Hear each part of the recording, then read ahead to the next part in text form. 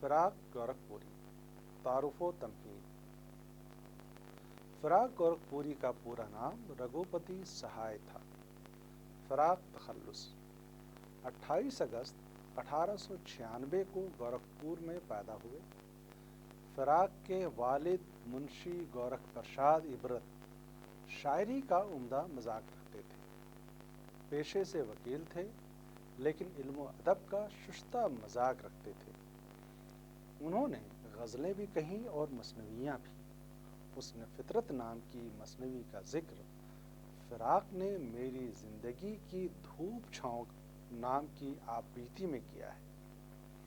فراق کائست گھرانے سے تعلق رکھتے تھے اور کائست گھرانوں میں اردو، فارسی اور عربی کی تعلیم پر خصوصی توجہ دی جاتی تھی، لیکن ہندو اساطیر، کلاسیکی ہندوستانی فنون، ہندوستان کے قدیم ادبی اور مذہبی اثاثے سے بھی انہیں شروع ہی سے دلچسپی تھی۔ گھر میں اکثر شعری نشستیں ہوا کرتی تھیں۔ مسلمانوں سے گہرا ربط ضبط تھا۔ فراق کا گھر کیا تھا، مشترکہ تہذیب کا گہوارہ تھا۔ سبق کا مقصد۔ رگھوپتی سہائے گورکھپوری اردو غزل کی تاریخ میں ایک اہم مقام رکھتے ہیں۔ ہمارے طلباء ان کے نام اور ان کے کارناموں سے بھی واقف ہیں۔ اپنے تعلیمی سفر میں فراق کی غزلوں سے بھی انہیں سابقہ پڑا ہے، لیکن انہوں نے فراق کی غزل کا باقاعدہ تنقیدی مطالعہ نہیں کیا۔ درج ذیل معلومات کے بعد وہ فراق کی غزلوں کی خصوصیات سے واقف ہو سکیں گے اور انہیں یہ بھی علم ہوگا کہ فراق کی غزل کی انفرادیت کیا ہے اور اردو غزل کی تاریخ میں انہیں کیوں ایک بلند درجہ دیا گیا ہے۔ فراق اور اردو غزل کی روایت۔ فراق کے معاصرین میں فانی، حسرت، یگانہ اور اصغر گونڈوی کے نام آتے ہیں۔ فانی بدایونی 1869 میں، حسرت موہانی 1881 میں، اصغر گونڈوی اور یگانہ چنگیزی 1884 میں پیدا ہوئی اور فراق گورکھپوری کی ولادت 1896 میں ہوئی۔ گویا فانی ان سے 17 برس، حسرت 15 برس اور اصغر و یگانہ 14 برس بڑے تھے۔ فانی کی غزل شاعر کی جذباتی ناآسودگی کی مظہر تھی۔ حسرت موہانی کے یہاں مومن و مصفی کی جمال پرست تھی اور عشقیہ رنگ و آہنگ کے علاوہ جذبوں کی پاکیزگی نے غزل کو ایک خوبصورت مرقع میں بدل دیا۔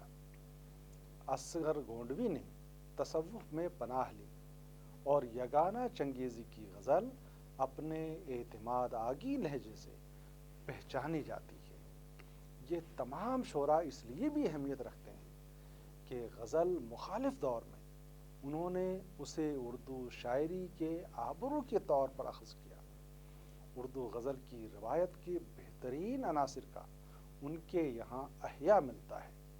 انہوں نے روایت کو قبول کیا لیکن اپنی طرف سے اس میں کوئی بڑا اضافہ نہیں کر سکے۔ فراق کی غزل جہاں روایت کے بہترین عناصر سے ایک مستحکم رشتہ قائم رکھتی ہے، وہیں اپنی طرف سے بھی اس میں بہت کچھ نیا شامل کرتی ہے۔ فراق کی غزل کے کئی رنگ ہیں۔ وہ انتخاب کے شاعر ہیں، جس طرح میر و سودا انتخاب کے شاعر تھے۔ غالب بہت ذہین تھے، انہوں نے خود اپنا انتخاب کر لیا تھا۔ اس کے بعد مزید انتخاب کی کوئی گنجائش ہی نہیں رہی۔ فراق کے یہاں کلاسیکی اور جدید رنگ مل کر ان کی شاعری کا البم بناتے ہیں۔ فراق میر کی شاعری کے پرستار تھے۔ انہوں نے میر کی زمینوں اور بحروں میں غزلیں کہیں اور میر کے درد و سوز سے بھرے ہوئے لہجے کی بھی نمائندگی کی۔ مصفی، مومن اور حسرت کی عشقیہ شاعری سے بھی متاثر ہوئے۔ وہ احساسات کے شاعر ہیں اور احساسات کا رنگ جن شعراء کے یہاں گہرا ملتا ہے وہ اس سے بھی اثر قبول کرتے ہیں اور اپنی تنقید میں انہیں ایک بلند درجے پر بھی رکھتے ہیں۔ فراق کے لیے غزل کا کوئی مضمون فرسودہ نہیں۔ کسی بھی مضمون کو کسب کرتے وقت وہ اسے اپنا نیا تخلیقی آب و رنگ عطا کرتے ہیں۔ تخلیقی تفاعل میں اسے ٹرانسپوزیشن کا عمل کہتے ہیں، یعنی کسی بڑھتے ہوئے روایتی خیال کو ایک نئی زندگی بخشنا۔ وفا، جفا، ستم، کرم، رنجش، ہجر، وصال، بہار، خزاں وغیرہ مضامین کو اردو کلاسیکی شعراء نے مختلف پیرایوں میں ادا کیا ہے۔ یہ سلسلہ جدید عہد تک چلتا آ رہا ہے۔ فراق نے بھی ان مضامین کو اپنے خاص اسلوب میں ادا کرنے کی کوشش کی ہے۔ فراق کے عاشق میں ایک اعتماد پایا جاتا ہے۔ عاشق محبوب سے اس کے رحم و کرم کا طالب نہیں ہے، بلکہ اس محبت کی توقع رکھتا ہے جس میں اخلاص اور مکمل سپردگی ہو۔ فراق یک طرفہ عشق کے قائل نہیں ہے۔ مہربانی کو محبت نہیں کہتے اے دوست، آہ مجھ سے تجھے رنجش بھیجا بھی نہیں۔ اوروں کی بھی یاد آ رہی ہے، میں کچھ تجھے بھول سا گیا ہوں۔ کہاں وہ خلوتیں دن رات کی، اور اب یہ عالم ہے کہ جب ملتے ہیں دل کہتا ہے کوئی تیسرا بھی ہو۔ حتیٰ کہ بہت زیادہ میل جول سے بھی انہیں خوف آتا ہے۔ تعلقات میں ایک مساوی سطح کے وہ قابل ہیں، دونوں طرف آگ برابر بھڑکی ہوئی ہو۔ رنجش، خفگی، برہمی، شکوہ، شکایت سے محبت میں استحکام پیدا ہوتا ہے۔ وہ عشق ہی کیا جس میں کوئی کشمکش ہی نہ ہو۔ فریب عہد محبت میں بھی ایک سادگی ہوتی ہے۔ نہ میل جول بڑھا اس قدر میں ڈرتا ہوں کہ تجھ سے چھٹ کے کہیں جی بہت نہ گھبرائے۔ فریب عہد محبت کی سادگی کی قسم، وہ جھوٹ بول کہ سچ کو بھی پیار آ جائے۔ فراق نے عاشق کی شخصیت کو معشوق سے کمتر نہیں بنایا۔ جیسا کہ اردو شاعری کی روایت میں معشوق کا درجہ ہمیشہ عشق سے برتر ہوتا ہے۔ معشوق کی ستم پیشگی کو عاشق ایک انعام سمجھتا ہے، وہ ستم سہتا ہے۔ معشوق کی عہد شکنی کو بصر و چشم قبول کرتا ہے۔ تہذیب کا یہی تقاضا ہے۔ فراق ایک حد تک ہی معشوق کی بے پرواہی، اس کا تغافل، اس کی جفاکاری کا پاس رکھتے ہیں، ورنہ وہ اسے بھلا بھی سکتے ہیں۔ عاشق میں پہلے یہ جرأت کہاں تھی؟ کس لیے کم نہیں ہے درد فراق، اب تو وہ دھیان سے اتر بھی گئے۔ ایک مدت سے تیری یاد بھی آئی نہ ہمیں، اور ہم بھول گئے ہوں تجھے، ایسا بھی نہیں۔ کسی کا یوں تو ہوا کون عمر بھر، پھر بھی یہ حسن و عشق تو دھوکا ہے سب، مگر پھر بھی کچھ آدمی کو ہیں مجبوریاں بھی دنیا میں، ارے وہ درد محبت سہی تو کیا مر جائیں۔ فراق کی پیکر سازی۔ ایسا نہیں ہے کہ فراق سے قبل اردو شاعری میں پیکر سازی کا عمل نہیں ملتا۔ وہ فنی تدابیر جو استعارہ، کنائے اور مجاز مرسل سے تعلق رکھتی ہیں، ان کا ذکر تو اردو ہی نہیں، دنیا کی دوسری زبانوں کے نظام بلاغت میں بھی دستیاب ہے۔ لیکن علامت پیکر یا شخص کاری کا شمار نئی فنی تدابیر میں ہوتا ہے۔ کہنے کا مقصود یہ کہ ان نئی فنی تدابیر کو محض نیا نام دیا گیا ہے، ورنہ اردو ہی نہیں، دنیا بھر کی کلاسیکی شاعری کا دامن بھی ان سے خالی نہیں ہے۔ فراق کے الوژن میں فارسی اور عربی سے ماخوذ الوژن کے ساتھ سنسکرت اور علاقائی بولیوں سے اخذ کردہ الوژن بھی شامل ہیں۔ اس سلسلے میں مجیب رضوی نے فراق اور ہندی روایت کے ذیل میں لکھا ہے۔ فراق صاحب کا ایک شعر، کرم یوگ کی مہاشکتی کو ہم نے اپنے ساتھ لیا ہے، اس جیون کے شیش ناگ کو ان ہاتھوں نے ناث لیا ہے۔ شیش ناگ جیون داتا ہے، اس میں زہر اگلنے والا کالیا ناگ ہے، جسے ناتھ کہہ کر کرشن نے برج والوں کو نجات دلائی تھی۔ فراق کسی ترنگ میں کالیا ناگ کے بجائے شیش ناگ کو ناتھ کہہ بیٹھتے ہیں۔ ارجن اپنی تیر اندازی کے لیے مشہور ہیں، لیکن بھیشم پتاما ناوک انداز بالکل نہیں ہے۔ مرتے وقت ضرور ان کی خواہش کے مطابق ارجن نے تیروں سے ایک مچان بنایا تھا، جس پر لیٹے لیٹے انہوں نے کلجگ کی کتھا سنائی تھی، لیکن فراق صاحب نے ارجن کے ساتھ ساتھ اس کے پیکان کی بھی تعریف کر ڈالی ہے۔ دنیا میں ہوئے اے دل کتنے ہی مہا بھارت، ارجن کی کما تھا تو بھیشم کا تھا بیکا۔ کس کی چشمے شہ کے پیام لائے ہیں، یہ میگھ دود جو منڈلا رہے ہیں سلسلہ وار۔ وحدت عاشق و معشوق کی تصویر ہوں میں، نل کا ایثار تو اخلاص دمن مجھ کو دیا۔ روپ کی چاندنی سوزے دل، موجے گنگو جمن سازے جاں۔ آج سنگم سراسر جوئے عشق ہے، ایک دریائے غم بے کراں۔ فراق نے غزل میں باسرا اور لامسا کے حصوں کو برانگیخت کرنے والے پیکروں کو اس طور پر خلق کیا ہے کہ فوراً پڑھنے والے کا احتساسی تجربہ بن جاتے ہیں۔ مصور کو گونگی شاعری، ڈم پوئٹری اور شاعری کو بولنے والی مصوری، اسپیکنگ پینٹنگ کہا جاتا ہے۔ فراق کی شاعری در حقیقت بولنے والی مصوری ہے، وہ مصور بھی ہیں، وہ تراش بھی۔ فراق جب عورت کے جسم کو موضوع بناتے ہیں تو ان کے ذہن میں عورت کا ایک انتہائی مقدس اور عرفہ تصور ہوتا ہے، جس سے جسمانی رشتہ و ربط قائم کرنے کے معنی روحانی ترفع کے بھی ہیں۔ جنسیت سے عاری عشق تصوف کا وظیفہ ہے، جبکہ عشق کا وہ تصور ان کے یہاں جنسیت کے ساتھ مل کر انسانی عنصر کا حامل بن جاتا ہے، جو جتنا جسمانی ہے اتنا ہی روحانی بھی ہے۔ فراق کے لمسی پیکروں میں باصراتی پیکروں سے زیادہ شدت پائی جاتی ہے۔ پیکر وہی کامیاب کہلاتا ہے جب وہ پڑھنے والے کے ذہن میں بھی اسی شدت کے ساتھ نمو پاتا ہے۔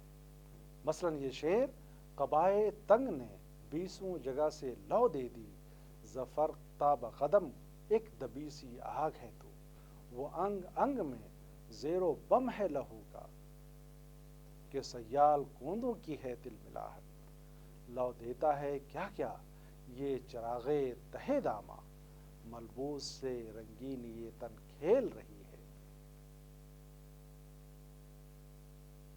ہر عضو بدن جام بکف ہے دم رفتار، ایک سروے چراغاں نظر آتا ہے خراما۔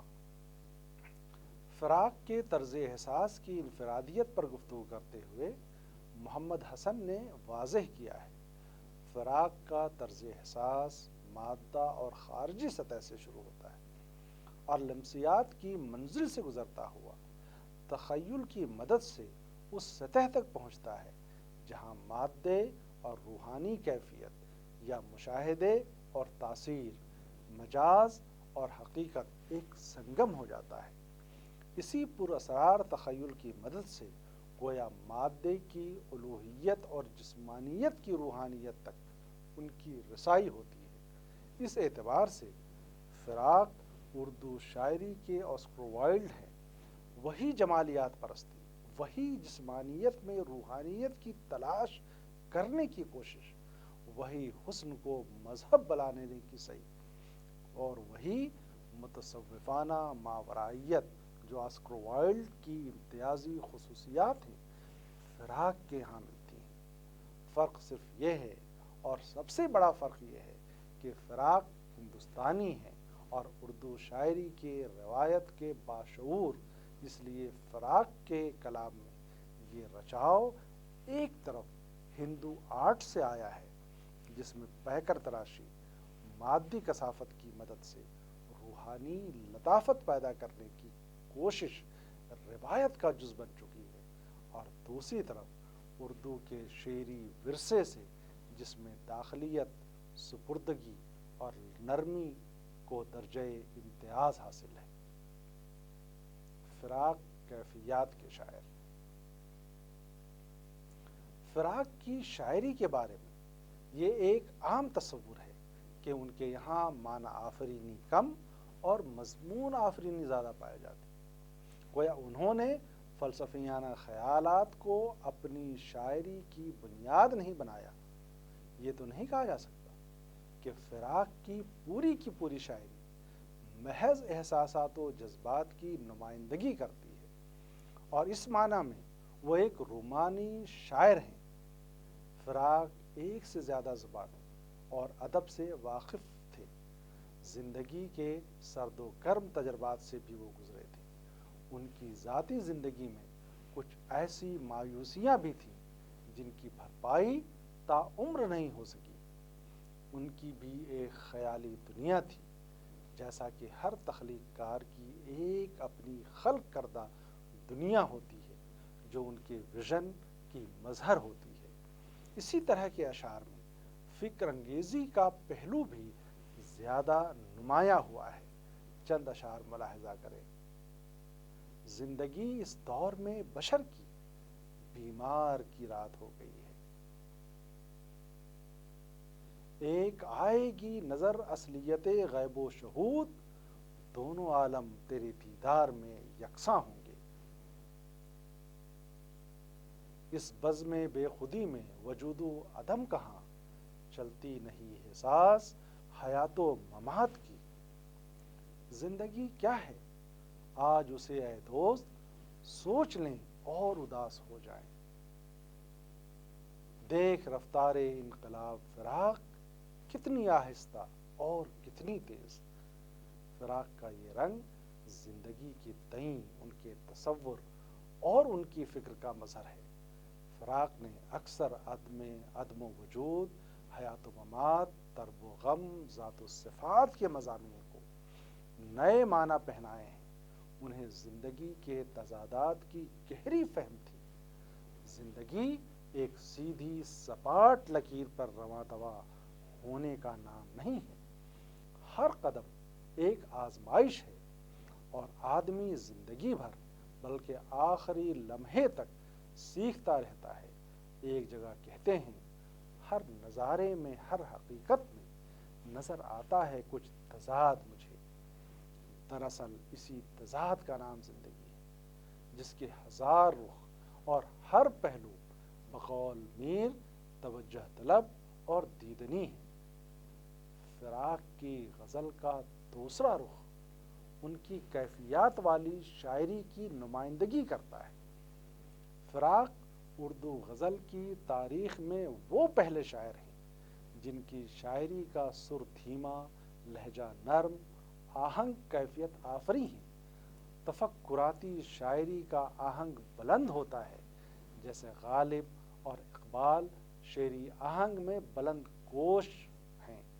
اقبال اپنے فلسفیانہ تصورات رکھتے تھے، جنہیں وہ استقلال و اعتماد کے ساتھ اپنی نظموں اور غزلوں میں پیش کرتے رہے۔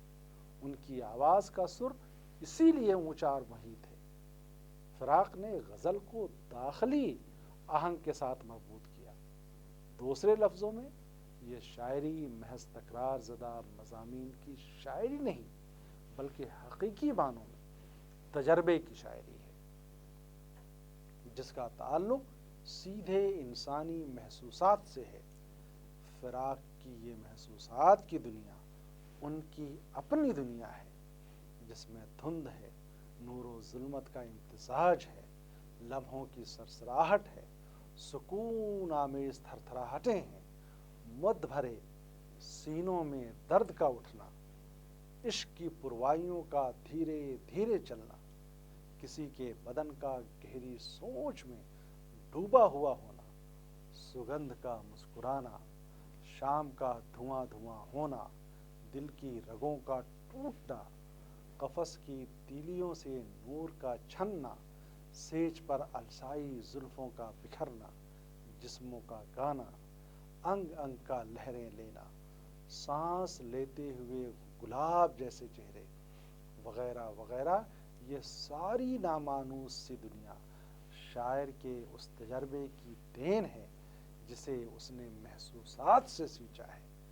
فراق کے شعری انفرادیت کے تعین میں ان کی کیفیات و حسیات کا خاص کردار ہے۔ مثلاً چھا گلیں بجتی ہیں یوں لیتا ہے لہریں انگ انگ، مست لے میں چھیڑ دے جس طرح کوئی جل ترنگ، پلکیں بند السائی زلفیں نرم سیج پر بکھری ہوئی، ہونٹوں پر ایک موج تبسم سو ہو کے جاگو ہو، چپکے چپکے اٹھ رہا ہے مد بھرے سینوں میں درد، دھیرے دھیرے چل رہی ہیں عشق کی روائیاں، کچھ قفس کی تیلیوں سے چھن رہا ہے نور سا، کچھ فضا کچھ حسرت پرواز کی باتیں کرو، شام بھی تھی دھواں دھواں، حسن بھی تھا اداس اداس، دل کو کئی کہانیاں یاد سی آ کے رہ گئی۔ گوپی چند نارنگ کی نظر میں فراق ایک لبرل اور آزاد خیال شاعر ہیں جن کے یہاں انسان دوستی کا گہرا احساس ملتا ہے۔ فراق کے قول کے مطابق میری کوشش رہی ہے کہ بلند ترین، پاکیزہ ترین اور خیر و برکت سے معمور کائنات کی تخلیق کروں اور اپنی شاعری کے ذریعے انسانیت کو گہرا اور بلند بناؤں۔ ان کا دل ایک چوٹ کھائے ہوئے انسان کا دل تھا، جمالیاتی کیفیتوں کے ساتھ دکھ کی ایک دھیمی سی لہر ان کی پوری شاعری میں رواں دواں ہے، جو آج کی زندگی کی پیچیدگی اور آج کے انسان کے درد و کرب سے ہمانگ ہے۔ یہ ٹیس ان کے ہاں دب دب کر ابھرتی ہے۔ فراق کی غزل کا امتیاز۔ اردو غزل پر دو اسالیب باری باری سے اثر انداز ہوتے رہے ہیں، ایک غالب کا اسلوب شعر، دوسرا میر کا اسلوب شعر۔ میر کو خدائے سخن کہا جاتا ہے، ان کے معتقدین کا ایک طویل سلسلہ ہے جو مصفی، قائم اور ناسخ سے ہوتا ہوا ناصر کاظمی اور ابن انشا تک پہنچتا ہے۔ خود غالب کا کہنا تھا، میر کے شعر کا احوال کہوں کیا غالب، جس کا دیوان کم از گلشن کشمیر نہیں۔ غالب اپنا یہ عقیدہ ہے بقول ناسخ، آپ بے بہرا ہے جو معتقد میر نہیں۔ لیکن ہم آپ سب بخوبی جانتے ہیں کہ غالب کی بیشتر شاعری کا رنگ و آہنگ میر سے مختلف ہے۔ ان کے ابتدائی دور کی شاعری جو نسخہ حمیدیہ میں محفوظ ہے، طرز بیدل کا نمونہ ہے۔ غالب کے بعد کی شاعری جو دربار سے وابستگی کے زمانے ہیں یا طرحی مشاعروں کے لیے لکھی ہوئی غزلیں ہیں، ان میں غالب نے اپنے بلند گوش لہجے سے بچنے کی کوشش کی، لیکن اس میں جو اعتماد آگے لے ہے وہ ان کی آواز کے استحکام کی دلیل ہے۔ میر اپنی تمام تر سادگی و پروپکاری کے باوجود اپنے لہجے میں اعتماد نہیں پیدا کر سکے۔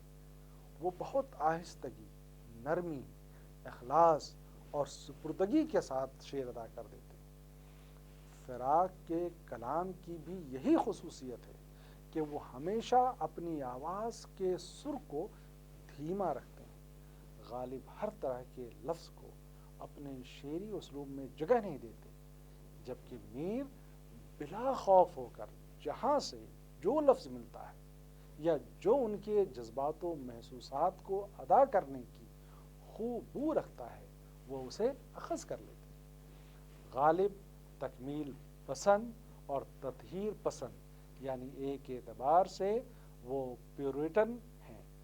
غالب کی شاعری میں جو بے تکلفی، بے ساختگی اور لفظوں کے استعمال میں جو بلا تحفظی ملتی ہے، اسے انہوں نے میر ہی سے لیا ہے۔ میر کی چھوٹی بڑی بہریں انہیں پسند آتی تھی۔ میر کا لہجہ انہیں بار بار اپنی طرف متوجہ کرتا ہے۔ فراق کی سوگواری، دلسوزی، غم انگیزی اور حرما نصیبی کے تجربے میر کے تجربوں کی یاد دلاتے ہیں۔ ایک بے چین روح ہے جو ان کے شعروں میں اپنا اعلی کار پا لیتی ہے۔ ایک طور سے یہ حسیاتی شاعری کا وہ رنگ رس ہے جو کہیں کہیں مصفی اور کہیں کہیں حسرت کے یہاں بھی اپنی جھلک دکھاتا ہے۔ فراق اور میر کی شاعری پوری کی پوری حسیاتی شاعری ہے۔ میر بھی ایک عشقیہ شاعر ہیں، عشق ان کا بنیادی کلمہ ہے، اور فراق بھی عشقیہ شاعر ہیں۔ فرق اتنا ہے کہ بقول اسلوب احمد انصاری وہ عشقیہ کیفیات کا عرفان بخشنے کے ساتھ ساتھ ہی نئی زندگی، نئی قدروں اور نئے شعور کی پرچھائیاں بھی دکھا دیتے ہیں۔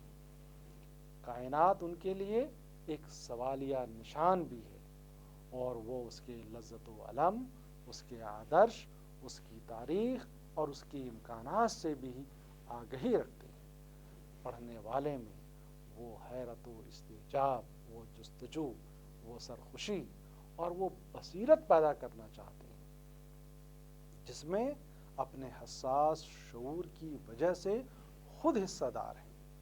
اس شاعری میں کوئی پیغام نہیں ہے، پھر بھی یہ شاعری ذہنی کشاکش کا سبب ضرور بنتی ہے اور جذبے کی داخلی دنیا سے ایک اچانک پن کے ساتھ نکل کر دوسری وسعتوں میں کھو جانا چاہتی ہے۔ ظاہر ہے فرق ماضی اور حال کے زمانوں کا فرق ہے۔ میر ایک ایسے زمانے کی پیداوار تھے جس کا ایک روایتی نظامی اقدار و اخلاق تھا۔ علم و آگہی کی وہ سہولتیں جو آج میسر ہیں، وہ زمانے ان سے محروم تھے۔ عشق کے اس مقدس و مطہر تصور سے شاعری کی دنیا معمور تھی، جو انسانی عنصر سے عاری تھی اور جسے تصوف کی روایت نے پروان چڑھایا تھا۔ فراق کی غزل اعلیٰ ترین جذباتی اور جسمانی کیفیتوں اور لطافتوں سے ایک ایسی کائنات کی تخلیق کرتی ہے جس میں ارضیت کا سارا حسن سمٹ آیا۔ مختلف حواس کے تفاعل پر کوئی قدغن نہیں۔ فراق اپنے تخیل کے دنیا میں جو آکار بناتے ہیں، ان سے وہ مستی و کیف، سرخوشی و سربلندی کے احساسات سے دو چار ہوتے ہیں۔ میر کے تصور عشق میں اس قسم کی وسعت تو نہیں پائی جاتی، لیکن اس کی اپنی تہذیب ہے، اس کے اپنے آداب ہیں جو میر کی کشادہ نفسی کے مظہر ہیں۔